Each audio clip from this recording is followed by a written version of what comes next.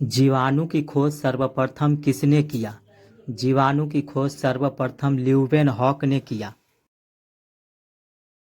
दूध के दही के रूप में जमने का क्या कारण है? दूध लैक्टोबैसिलस के कारण दही के रूप में जम जाता है। फलों के अध्ययन को क्या कहा जाता है? फलों के अध्ययन को पोमोलॉजी कहा जाता है। पीतल किन दो धातुओं का मिश्रण है? पीतल तांबा और जस्ता दो धातुओं का मिश्रण है। पागल कुत्ते के काटने से कौन सी बीमारी होती है? तो पागल कुत्ते के काटने से हाइड्रोफोबिया नामक बीमारी हो जाता है। किस रंग का तरंगदैर्ध्य अधिकतम होता है? तो लाल रंग का तरंगदैर्ध्य अधिकतम होता है। न्यूट्रॉन की खोज किसने किया था? न्यूट्रॉन की खोज चैडविक ने किया था। विद्युत प्रतिरोध का मात्रक क्या होता है? विद्युत प्रतिरोध का मात्रक ओम होता है। लाल रक्त का जीवन काल कितने दिनों का होता है? लाल रक्त का जीवन काल 120 दिनों का होता है।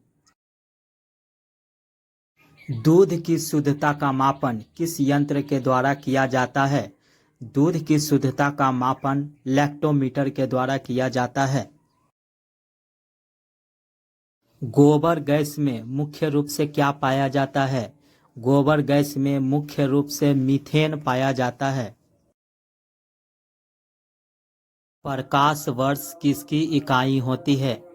प्रकाश वर्ष दूरी की इकाई होती है। केंचुआ की कितनी आंखें होती है? तो केंचुआ की एक भी आंखें नहीं होती है। राष्ट्रीय विज्ञान दिवस कब मनाया जाता है?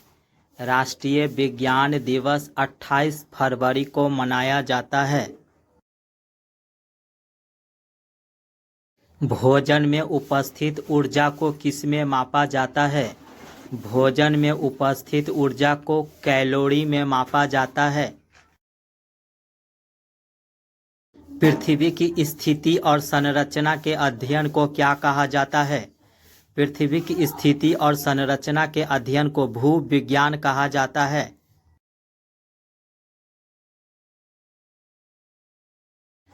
पचे हुए भोजन का अपशोषण कहाँ होता है? तो पचे हुए भोजन का अपशोषण छोटी आंत में होता है। टेलीविजन का आविष्कार किसने किया था?